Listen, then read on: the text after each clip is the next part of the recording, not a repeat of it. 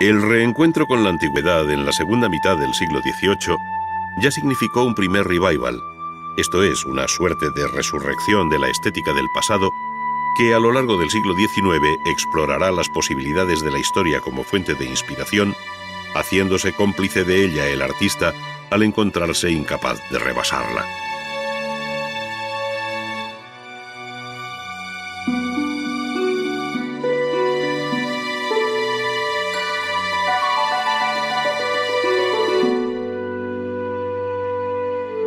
Así ocurrió con la escultura al modo antiguo,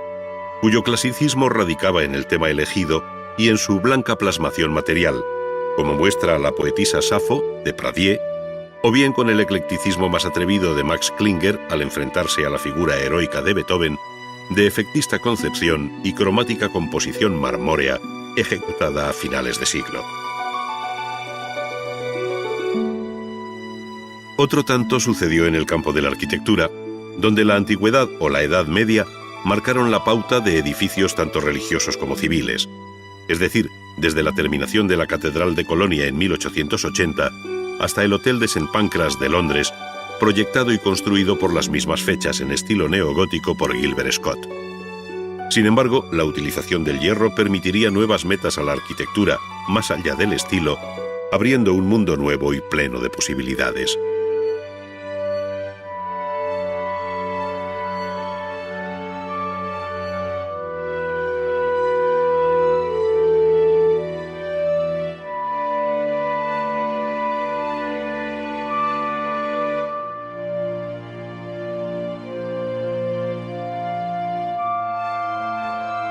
No obstante, el siglo XIX siguió siendo un siglo de utopías, y en el campo de la arquitectura, pocas como el sueño de Gaudí en relación con el templo votivo de la Sagrada Familia de Barcelona.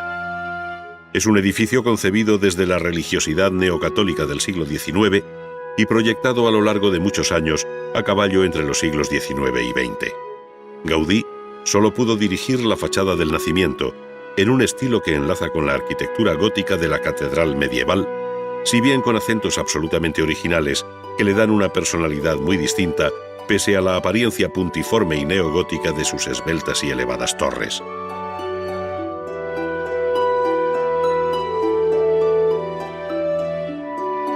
La tarea de su terminación es pesada herencia que recibe el siglo XXI en el empeño de su conclusión, lo cual exigiría alterar en esta parte de la ciudad la trama urbana del ensanche de Cerdá.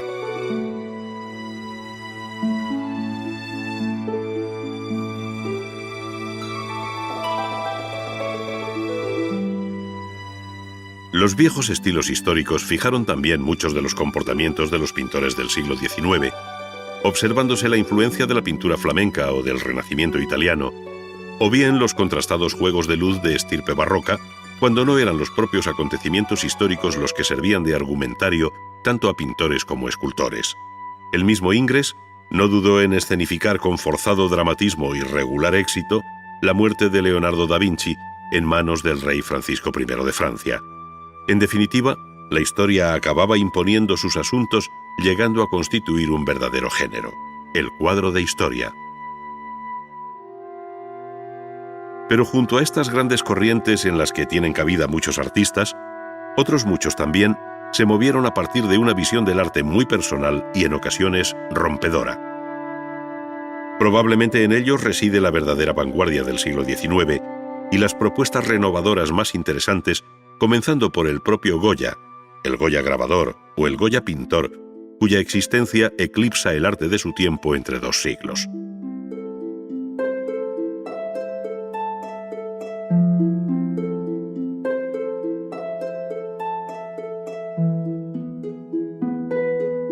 Junto al romanticismo y realismo de la primera mitad del siglo XIX,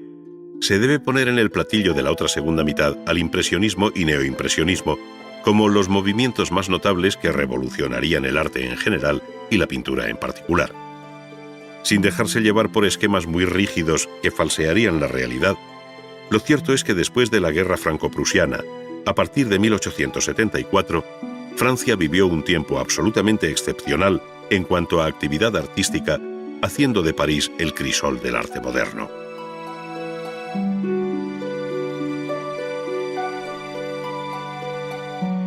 En sus academias particulares, como la Julian, en talleres como el de Gleyre, en los estudios de los propios pintores, en fin, al margen de lo que cabría llamar la enseñanza oficial, se formaron, discutieron y vivieron la pintura, mezclada con la música y la literatura, una generación de artistas activos en torno a 1900 verdaderamente sorprendente. De la pintura partió casi todo, y los mismos pintores, como Degas, al tiempo que pusieron ante nuestros ojos lo cotidiano desde ángulos casuales, impulsaron la escultura con visiones renovadas de una frescura extraordinaria, pues sus figuras parecen haberse escapado de los célebres lienzos de bailarinas de ballet, haciéndose vivas y tridimensionales. Qué lejos quedan la anécdota, el bibelot o la grandilocuencia de la historia. Hay más vida en Degas o en la cabeza infantil del italiano Medardo Rosso, muy afín a la visión impresionista de la pintura, que en aquellas visiones que parecen nacidas con la precoz vocación de vestir pronto la sala de un museo.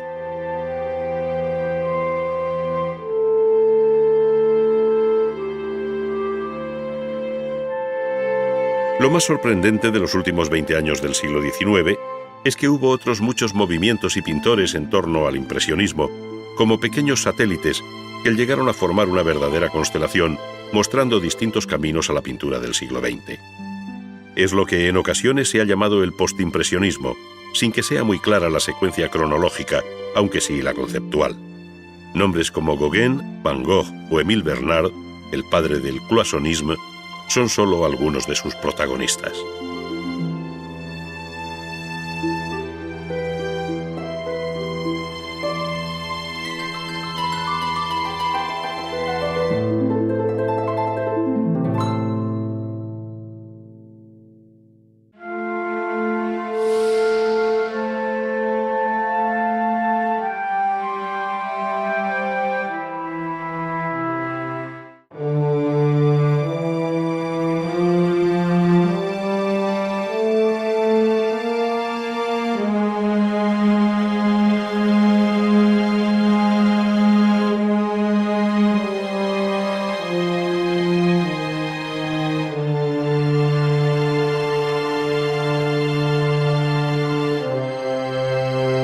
Después de las visiones de Piranesi y de los utópicos proyectos del iluminismo en la línea de Boulet,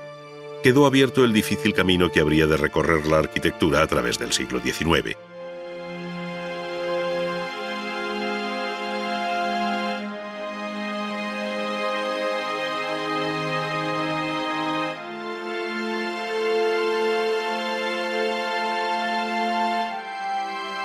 El neoclasicismo había cerrado la centuria anterior como el último gran estilo arquitectónico, basado en la rígida disciplina académica de los órdenes clásicos. Su imagen llegó a identificarse con el siglo de las luces, encontrándose vinculada a obras tan singulares como el Observatorio Astronómico de Madrid, obra de Juan de Villanueva.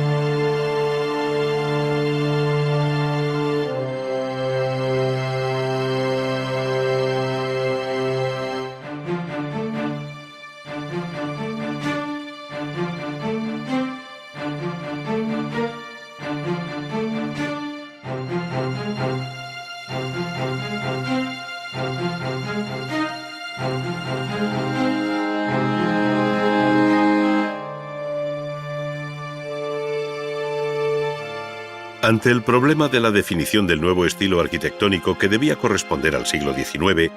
un periodo marcado por los cambios surgidos a partir de la Revolución Industrial, algunos arquitectos eran partidarios de seguir utilizando las formas clásicas, mientras que otros preconizaban el espíritu medieval. Paradójicamente, una y otra imagen participaban del mismo espíritu romántico que recorrió todo el siglo XIX, dando entrada incluso a otras etapas de la historia de la arquitectura, como la del Renacimiento italiano. Con este tipo de edificios que se mueven entre el clasicismo y el Quattrocento italiano, Algunas ciudades como Múnich fueron un modelo a imitar, al igual que sucedió con París a partir de las reformas y proyectos de Napoleón.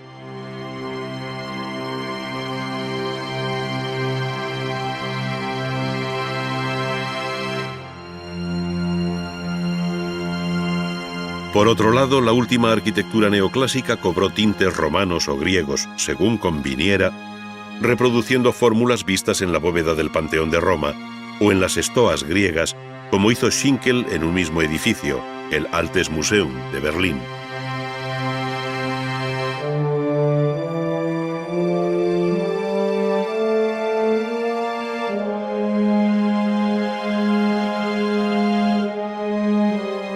No obstante, el hecho de repetir miméticamente determinados capítulos de la historia de la arquitectura clásica, medieval o renacentista, lo que se conoce como revival, no dejaba de ser una situación circunstancial y expectante que se agotaba en sí misma.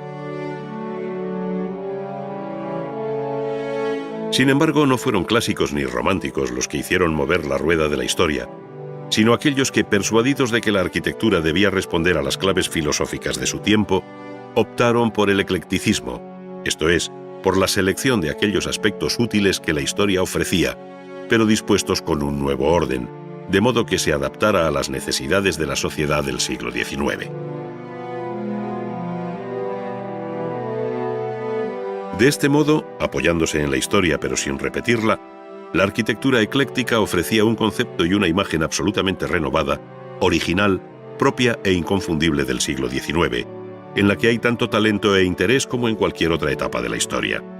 Sirva de ejemplo el edificio de la Ópera de París, obra excepcional de Charles Garnier, que construido entre 1861 y 1875, resume todo el espíritu de una época.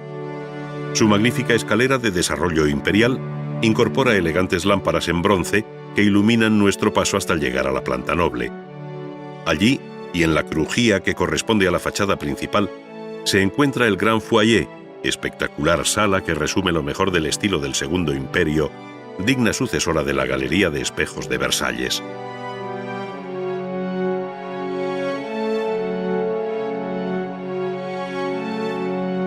Por si todo esto no fuera suficiente, el siglo XIX alumbró una desconocida faceta de la arquitectura, la más legítima hija de la Revolución Industrial, la que llamamos arquitectura del hierro. Así, lo que había comenzado siendo una simple solución auxiliar de la arquitectura, esto es, elementos de hierro forjado para asegurar o fijar los materiales tradicionales, se convirtió ahora en el material básico de la construcción.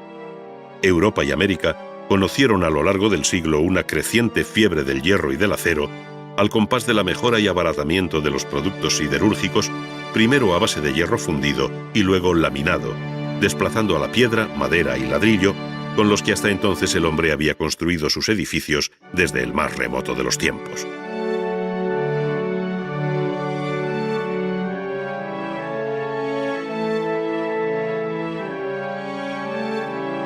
Esto no solo hizo variar los materiales de construcción, sino que posibilitó alcanzar metas nunca soñadas, permitiendo lanzar atrevidos puentes, cubrir espacios de una amplitud asombrosa o levantar los primeros rascacielos de la historia.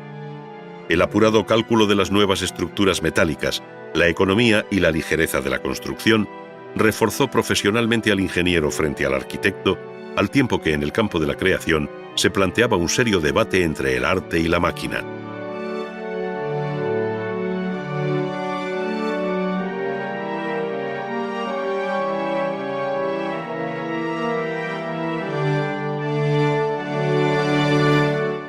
La figura más representativa, que resume bien este nuevo aspecto del arte de la construcción,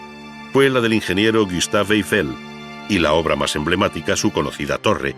que desde París ha inmortalizado su nombre. La torre, que alcanza 300 metros de altura, fue en su día duramente criticada por un grupo de artistas e intelectuales, entre los que se encontraban Zola, Garnier, Maupassant, Gounod y Meissonier, para quienes la torre se asemejaba a una oscura chimenea de fábrica y representaba la deshonra de París. Pero Eiffel defendió su proyecto razonando que la forma de la torre derivaba del mero cálculo de la estructura para hacerla estable, ligera y fuerte frente al empuje de los vientos. Ahí radicaba la belleza y novedad de su concepción. Habiendo sucumbido hoy la mayor parte de aquellas construcciones en hierro, resulta difícil hacerse idea del impacto que produjeron en el siglo XIX, cuando el hierro era sinónimo de orgulloso progreso, tal y como se mostraba a la sociedad en las distintas exposiciones universales, desde la de Londres en 1851 hasta la de París en 1900. Sin embargo, fue la de 1889 la que dejó el testimonio más importante, con la referida Torre Eiffel y la desaparecida Galería de Máquinas de Dittert y Contamin. Notable fue también la Exposición Colombina de Chicago en 1892, pero su académica arquitectura distaba mucho de la modernidad de los edificios en altura que por entonces ofrecía la propia ciudad, orgullosa de su primer rascacielos, el destruido Home Insurance Building.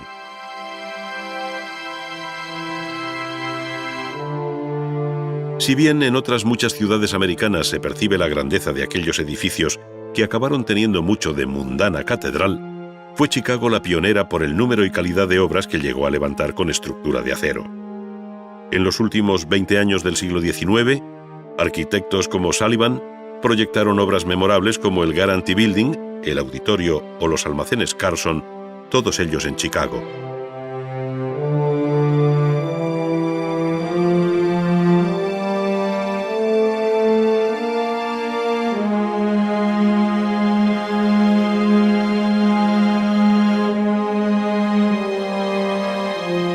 Sus luminosas y porosas fachadas dejan ver cómo el cambio material y estructural, esto es, la utilización del acero en el esqueleto del edificio, tuvo una inmediata repercusión en el aspecto estético al liberar a la fachada de su secular papel de muro de carga. Esta nueva arquitectura ofrecía así imágenes de imponente modernidad, en contraste con el caduco debate que, sobre el historicismo, se mantuvo abierto en Europa desde los primeros años del siglo XIX.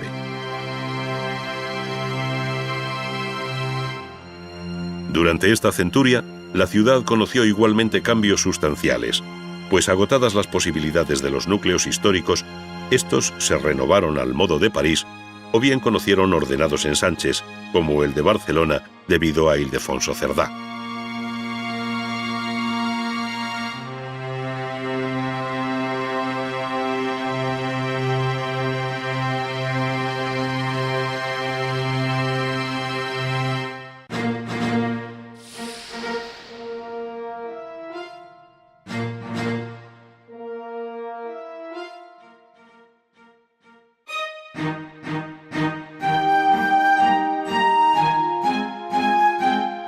La escultura, al igual que la arquitectura y la pintura del siglo XIX,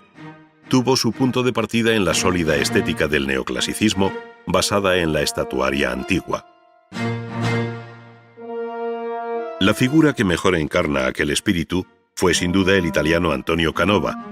quien, partiendo de experiencias que participan de soluciones vistas en las tumbas papales de San Pedro de Roma, como la tumba de Clemente XIII,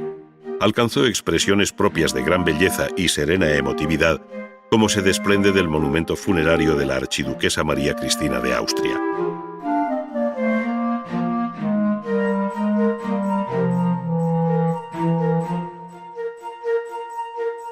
Sus obras finales, como las Tres Gracias, figuran entre lo más depurado del neoclasicismo europeo y señalan la nueva dirección de aquella escultura que, participando del mundo clásico, evidencian su pertenencia a un mundo diferente en el que la antigua grandeza se ha trocado en frágil belleza.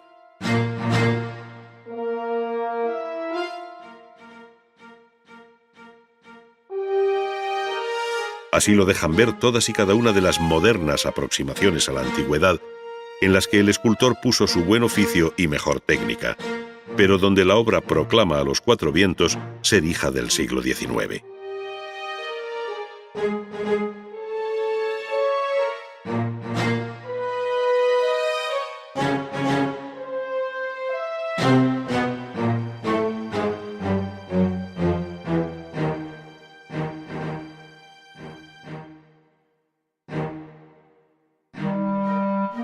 El desnudo femenino fue uno de los temas recurrentes durante todo el siglo XIX,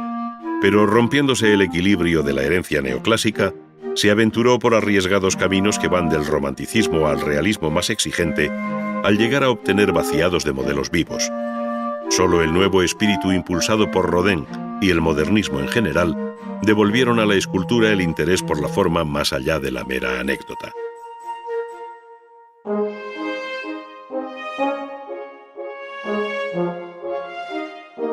Junto al mármol, también el bronce se prestó a encarnar aquellos desnudos que, como en el caso de La Mediterránea, de Mellol, de 1902, parecen recuperar una perdida y sólida volumetría con algo de arquitectónico en su estructura. Pero aquí estamos ya en los umbrales del siglo XX.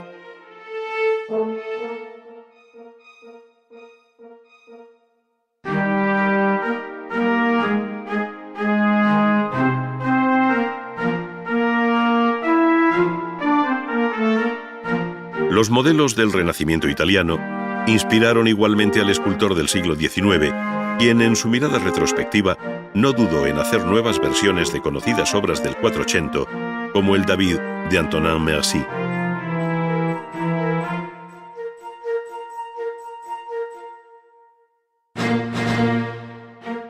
La proliferación de retratos ecuestres, que tienen análogo origen renacentista y posterior desarrollo barroco, constituyen uno de los temas más recurrentes del siglo XIX.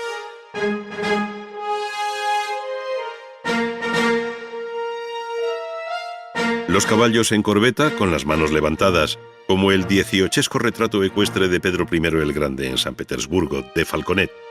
o la más reposada y moderna versión del caballo al paso,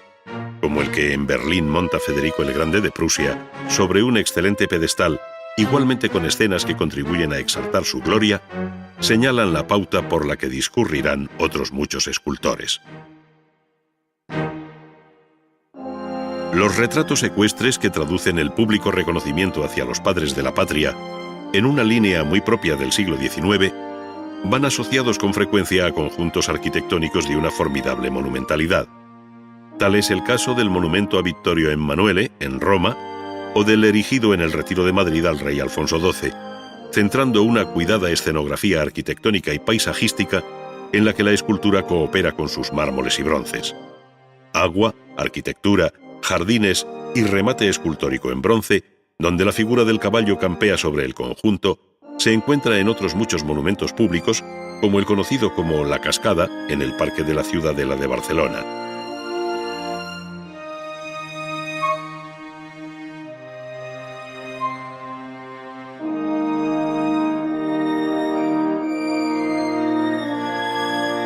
La escultura monumental, por la que fueron pasando descubridores como Colón, políticos, artistas, jurisconsultos, científicos o grandes ideas, encontraron su mayor expresión en la colosal Estatua de la Libertad, en la isla que lleva su nombre, en Nueva York. La obra es de Bartoldi, ejecutada entre 1871 y 1884, y se mantiene sobre una formidable estructura interior debida al ingeniero Eiffel, cuya altura total con la base es de poco más de 90 metros. También quedó recogida en los cementerios la memoria de las grandes figuras patrias, dando un tratamiento expresivo y monumental a mausoleos como el que Mariano Benlliure hizo para perpetuar el recuerdo de Julián Gayarre. Pero en el terreno de la escultura funeraria cabe encontrar todo tipo de soluciones sin salir del cementerio parisino de Père Lachaise, como la tumba de Victor Noir, de un realismo dramático difícil de superar, ejecutada por Dalú en 1890.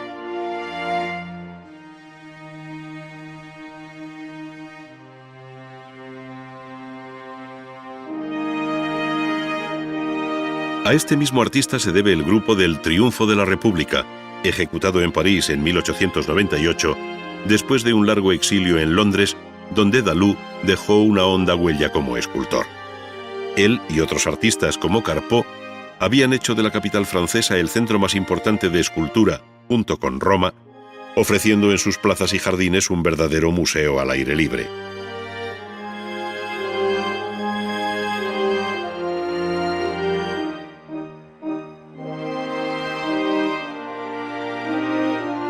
Los grandes relieves del Arco de Triunfo de París, donde destaca siempre el grupo llamado de la Marsellesa, de François Ride, ya anunciaban aquel compromiso entre escultura, política y ciudad que hicieron de París la capital de la Europa artística en el siglo XIX.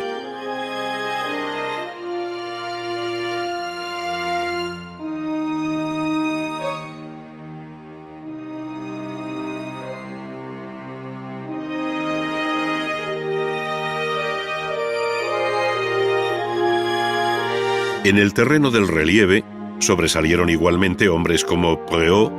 uno de los más claros ejemplos de la escultura romántica en la que la expresión rebasa la ponderación de las formas. Estas, por el contrario, lograron mayor equilibrio en los relieves del pintor y escultor belga Constantin Meunier, cuyos temas exploran con realismo y cierto carácter épico el mundo del trabajo.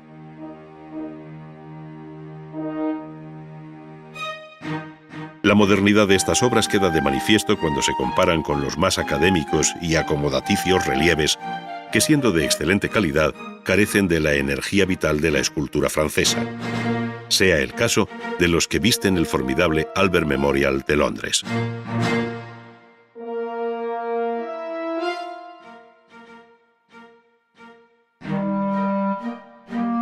Francia puso punto final a la escultura del siglo XIX con la arrolladora obra de Rodin, que podía ser delicada o enérgica, amable o dramática, según conviniera, como se ve en Los burgueses de Calais, siempre dentro de una poética formal excepcional que va del realismo al impresionismo. Así, lejos de conocer un paulatino declive, la escultura saludó al siglo XX con la fuerza que desprende el Hércules arquero de Bourdelle, obra ya de 1909.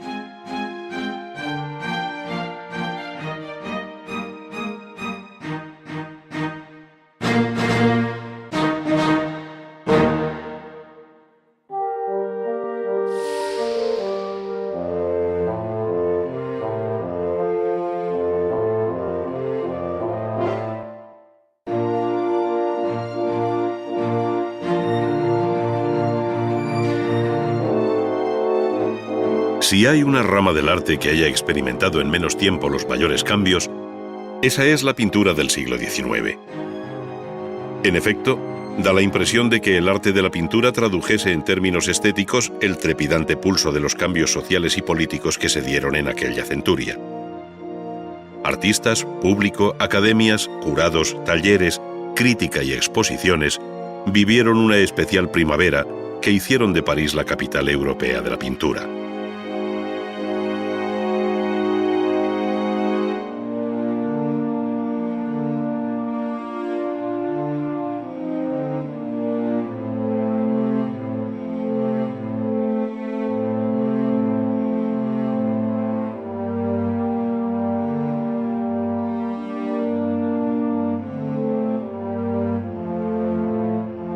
Una vez más, hay que recordar que en los últimos años del siglo XVIII se perciben ya algunos síntomas de cambio,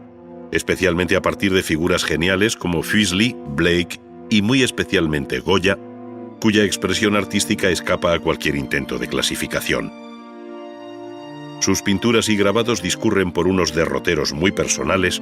proponiendo imágenes inéditas cuya lectura todavía hoy sigue sorprendiéndonos por su novedad y atrevimiento.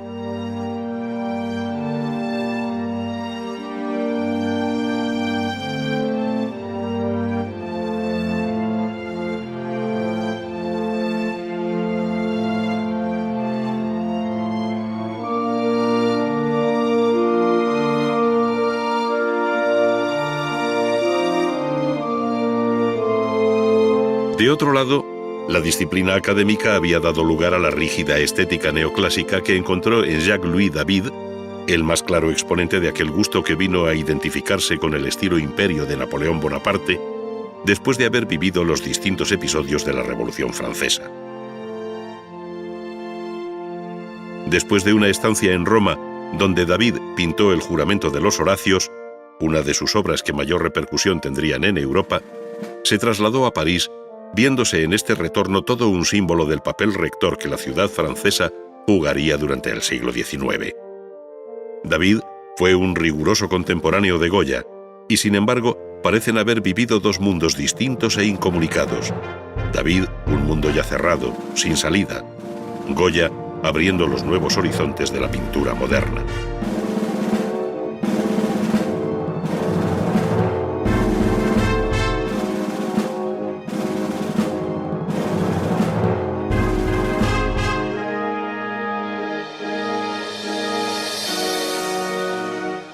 Por el taller de David pasaron muchos pintores, entre los que destaca Ingres, que también estuvo al servicio de Napoleón. Su formación clásica no le impidió admirar también a los grandes maestros del Renacimiento y del Barroco, con quienes parece entablar un diálogo a través de sus bellos desnudos femeninos, como el de la gran odalisca, cuya composición general tiene aire veneciano, mientras en el rostro se acusan recuerdos de Rafael. La luz, el color y el exquisito dibujo hicieron de Ingres uno de los pintores más refinados del siglo XIX. Aunque algunos pintores neoclásicos, como Gros, en su cuadro de Los apestados de Jaffa, visitados por Napoleón, ofrecen imágenes de una cierta crudeza y realismo, en general concibieron su pintura al margen del compromiso con la realidad cotidiana y social. Esto es precisamente lo que hicieron los pintores románticos con Géricault a la cabeza y su temprana obra de La balsa de la Medusa, donde la composición abigarrada de estirpe barroca y la crudeza del drama vivido por aquellos náufragos señala el punto de partida de una nueva estética.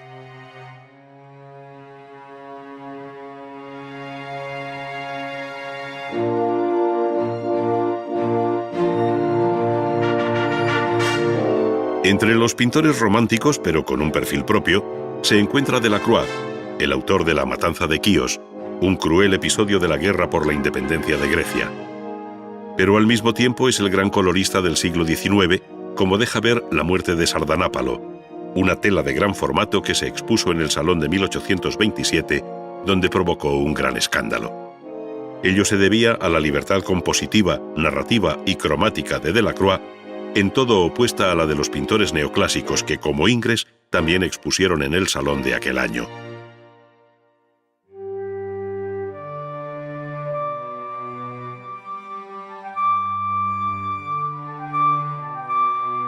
Hacia 1848, y coincidiendo con las revoluciones de aquel año, apareció una nueva estética que se conoce como realismo por su actitud contraria a cualquier idealismo y su interés por el mundo del trabajo, del obrero y del campesino, cambiando la épica de los grandes temas históricos, mitológicos o literarios por el de la vida y la gente común. A los nombres de Mollet y Daumier hay que incluir dentro del realismo a Courbet, pintor polémico, amigo de Proudhon y autor del Entierro de Ornans, que el propio artista interpretaba como el entierro del romanticismo. Su visión directa pero respetuosa de la ceremonia, narrada con ojos mortales, fue tenida entonces como una profanación del acto religioso. Buena parte de su obra tuvo algo de manifiesto, de declaración acerca del arte, del hombre y de la sociedad.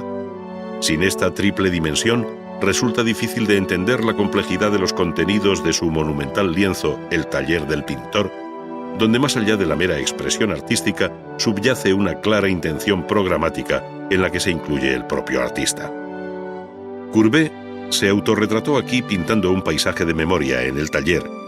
todo lo contrario a lo que hicieron por entonces los componentes del grupo de Barbizon, quienes salieron a la naturaleza para traducir el paisaje natural que tenían ante sus ojos, aunque sin dejar de manipularlo, como sucedió con Théodore Rousseau. Aquella naturaleza virginal, aquella concepción entre panteísta y romántica de la naturaleza, sedujeron a otros muchos pintores que desde ópticas y lugares diferentes hicieron del siglo XIX el siglo del paisaje.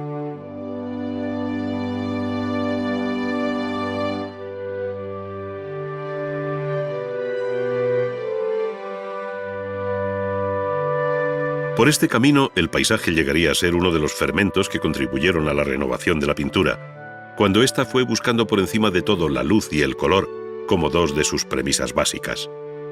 Quedaba abierto el paso a la pintura à plein air, a la pintura al aire libre,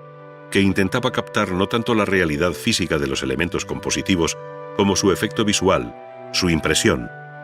Nació así el impresionismo a partir del célebre cuadro de Monet, Salida del Sol, pintado en 1872,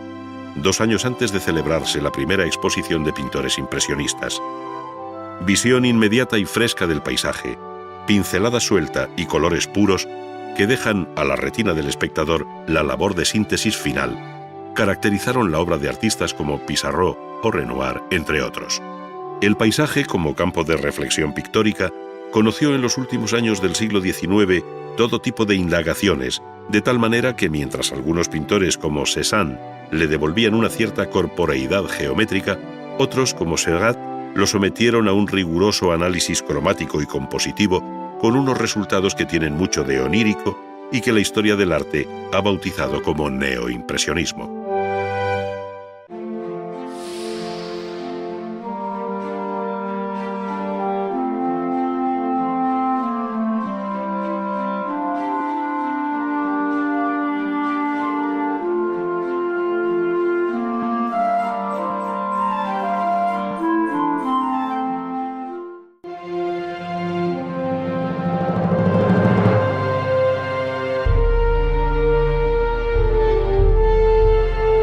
La pintura ha conocido a lo largo de la historia todo tipo de soportes,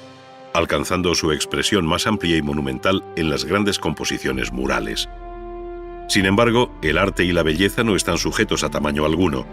de modo que sobre el sencillo caballete del pintor se han realizado obras maestras con las más variadas técnicas en muy diferentes superficies. Uno de los procedimientos pictóricos más antiguos es el de la encáustica, o pintura a la cera, sobradamente conocido por griegos y romanos, pero de corta presencia en la historia de la pintura, dada la dificultad de su preparación y aplicación. De ella se han ocupado todos los tratadistas, pero básicamente consiste en una mezcla de cera con resina o cola, a la que una vez calentada y derretida se le añade esencia de trementina.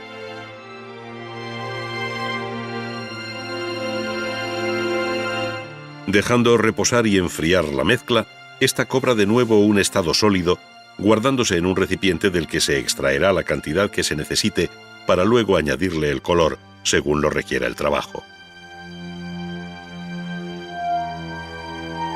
Sin embargo, para darle color, es preciso derretir de nuevo aquel compuesto en un recipiente plano, calentándolo sobre un mechero o similar. Es entonces cuando se añaden los pigmentos, bien con el pincel, bien con una espátula, tiñendo así con su color el compuesto de cera, resina y trementina. Cuando la mezcla está bien ligada y en caliente, siempre en caliente, ya se puede aplicar sobre un soporte que habitualmente es una tabla de madera previamente aparejada.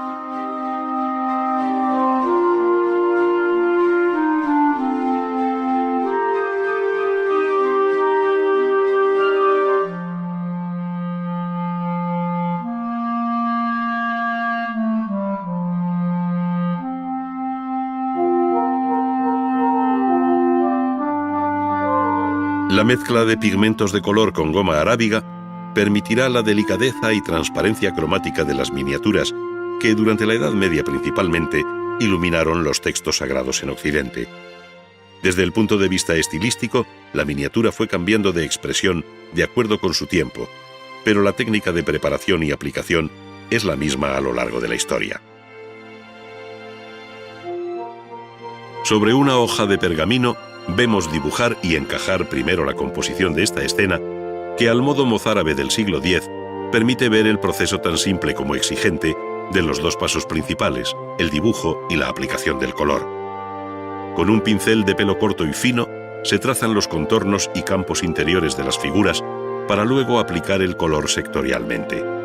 No hay gradación de la luz ni del color, lo que le da a la obra una vistosidad de contraste muy vivo, como si se tratara de un esmalte tabicado. La mano debe ser muy hábil y con mucho oficio para no rebasar los campos de cada uno de los colores, pues aquí no cabe borrar ni corregir. Cennino Cennini, el famoso autor del Libro del Arte, el más importante texto medieval que ha llegado hasta nosotros dedicado a la técnica pictórica, dijo de Giotto que había traducido el arte de la pintura del griego al latín, dominando este arte como nadie lo había hecho hasta entonces. De Giotto se toma aquí el episodio de la Última Cena, pintada al fresco en la capilla Scrovegni de Padua, para imitar su manera, pero sobre una tabla. De nuevo el dibujo se convierte en la base de la pintura, plasmando con bastante cuidado los detalles de cabezas y ropas, y no dudando en adelantar desde el dibujo las zonas sombreadas que luego el color realzará. Inesperadamente toda la composición queda bajo una imprimación de verde tierra uniformemente repartida, sobre la que se aplicarán luego los colores. Es lo que se conoce con el término italiano de verdaccio.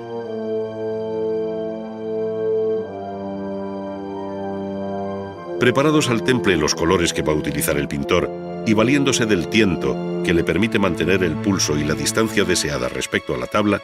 comienza a pintar sobre aquella imprimación verde que subyace en toda la pintura como un telón de fondo. Pero este fondo va desapareciendo según se aplican los colores, ocultándolo total o parcialmente, aunque permaneciendo siempre como luz generalizada que armoniza los tonos, colores, luces y sombras de toda la tabla. Poco a poco se van terminando las cabezas sobre las que ya se ven pintados al oro los nimbos que señalan su sacro carácter. Con leves toques a punta de pincel, de un pincel ligeramente cargado de pintura, se va dando fin con pericia a esta copia de la obra de aquel artista excepcional que fue Giotto di Bondone, activo en Italia en el cambio del siglo XIII al XIV.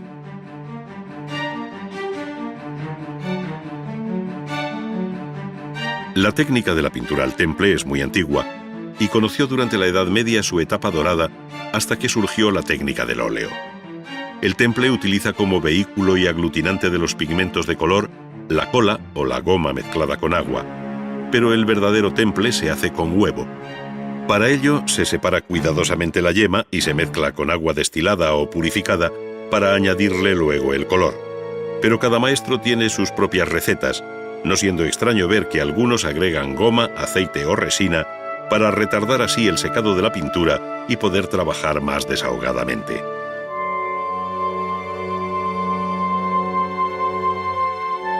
Junto al secado rápido del temple de huevo, esta técnica tiene otras ventajas, como su durabilidad y muy especialmente las posibilidades tonales del color. Con frecuencia se utilizó el temple de huevo como base para la pintura al aceite, dando lugar así a una técnica mixta que utilizaron muchos pintores en el siglo XV. Aquí asistimos a la copia de un célebre retrato conocido como El hombre del turbante rojo, obra del pintor flamenco Jan van Eyck, hoy en la National Gallery de Londres, en la que se utiliza el temple de huevo como pintura preliminar en un inconfundible tono blanco.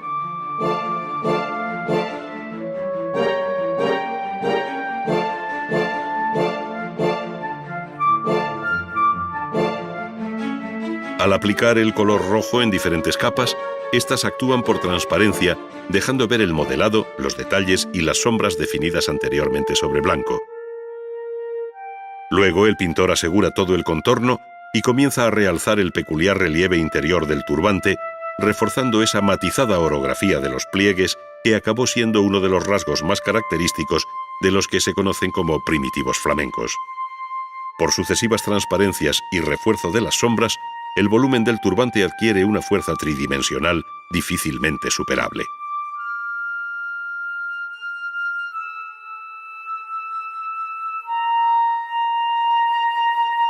A lo largo del siglo XVI, se fue imponiendo tanto la técnica al óleo como el empleo del lienzo para soporte de la pintura. Este es normalmente de lino y requiere una preparación previa con un apresto de cola para darle imprimación y comenzar a pintar sobre ella. Las imprimaciones, que pueden ir desde tonos muy claros hasta los muy oscuros, tienen un efecto decisivo en el cromatismo final de la obra, por lo que cada artista, según la técnica a emplear, lo elige cuidadosamente. Aquí, en la copia de este autorretrato de Tiziano, que se encuentra en el Museo del Prado, la imprimación responde a un tono medio, y sobre él, con la técnica suelta que caracterizó la obra final del gran maestro veneciano, se van dando los colores, pero conservando el de la imprimación como base y referencia cromática. Los colores van diluidos en aceite de linaza, sucediendo a los rápidos barridos del pincel los toques leves que sacan y acentúan las luces de la obra. Tiziano tenía aquí cerca de 90 años, coincidiendo prácticamente con la visita de Vasari, quien lo encontró viejísimo pero con el pincel en la mano, tal y como el propio artista se representó en este lienzo.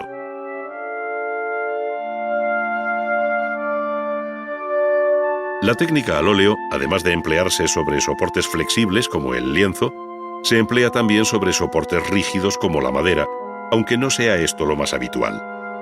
La técnica pictórica no difiere en uno y otro caso, sino que simplemente cambia la preparación del soporte, que en el caso de la tabla de madera exigirá un fondo de yeso, esto es, un polvo blanco mezclado con apresto de cola. Este ofrece así una superficie apta para pintar, como le sucede al copista que tiene ante sí el autorretrato que Goya firmó en 1828 y que conserva la Real Academia de Bellas Artes de San Fernando de Madrid. Frente a la mezcla de los colores en la paleta, La pintura impresionista llevó los colores puros al lienzo, en una visión inmediata de la realidad, intentando captar lo que de fugaz hay en la naturaleza, lo que de indefinido hay en el paisaje.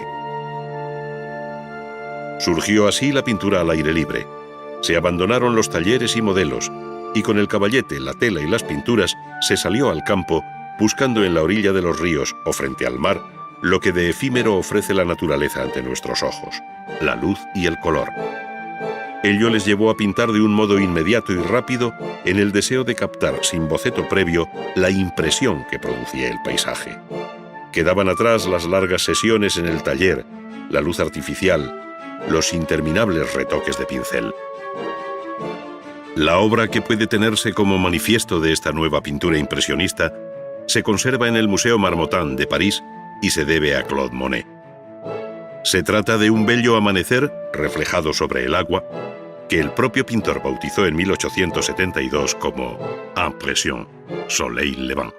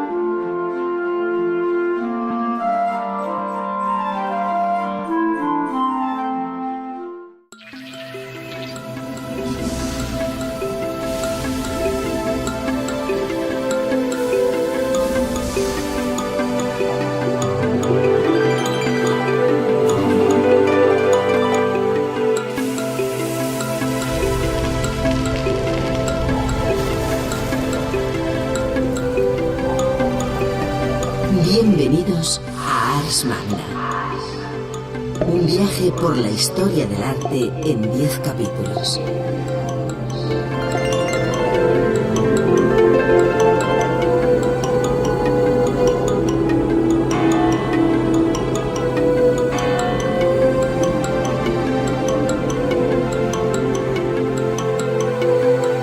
A través de sus contenidos podrán recorrer la evolución de las diferentes disciplinas artísticas, conocer el arte producido en los 5 continentes y descubrir las técnicas empleadas por pintores, escultores, artesanos y constructores.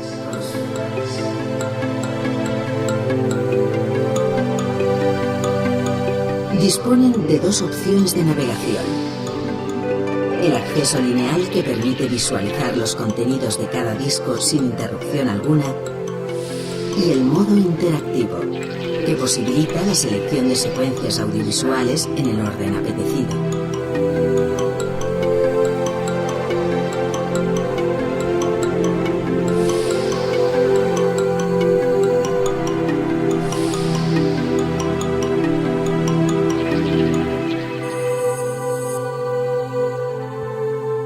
Sumando a distancia les permitirá recorrer y seleccionar las opciones dispuestas en los distintos menús.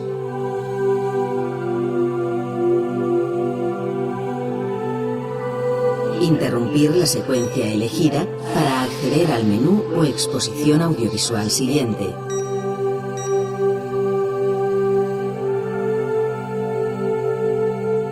Cambiar el idioma de consulta sin interrumpir la seqüència en curso.